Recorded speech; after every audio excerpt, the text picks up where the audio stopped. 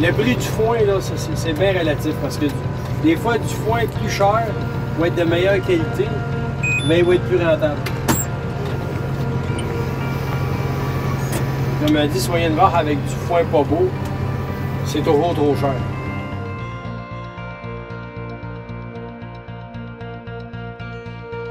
Il faut d'abord cibler les acheteurs ou le marché qu'on veut prioriser, puis discuter avec nos acheteurs de ce qu'ils recherchent pour essayer de combler leurs besoins. Mais par contre, si moi j'ai des clients qui recherchent des fois du foin moins riche ou du foin de moindre qualité pour pouvoir payer un peu moins cher.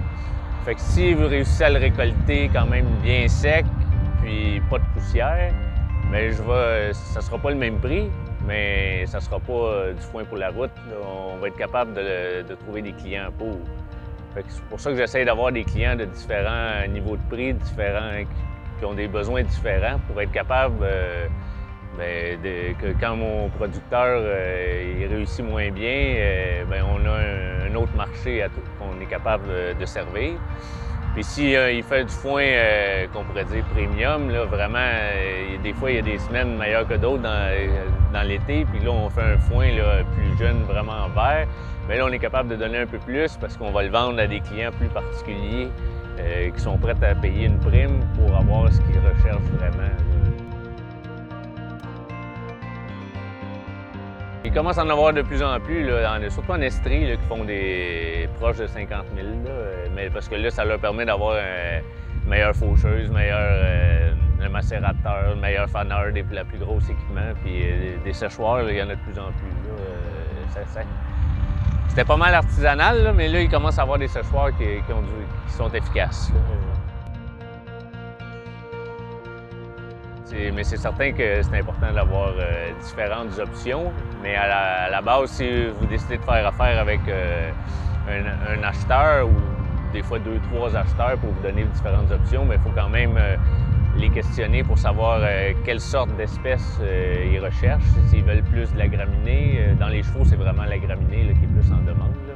Puis c'est quand même, le climat québécois est quand même assez favorable à la graminée. Puis après ça, le format des balles qu'ils recherchent, ils veulent un poids plus autour de 40 livres, plus autour de 50 livres. Ils veulent du foin vraiment jeune, mais après ça, c'est sûr qu'il faut faire avec la température. Fait qu'en ayant un acheteur qui a plusieurs clients, bien, on peut être capable d'avoir un bon prix pour tout son foin.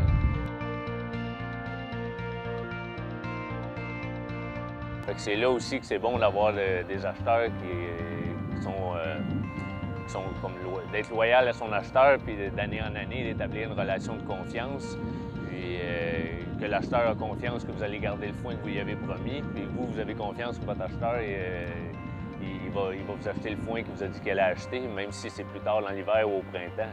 Parce que comme moi, je vends du foin toute l'année, au mois de mai, puis au début juin, avant que le nouveau foin arrive, ça me prend encore du foin. Fait que ça me prend des producteurs qui ont entreposé du foin jusque-là.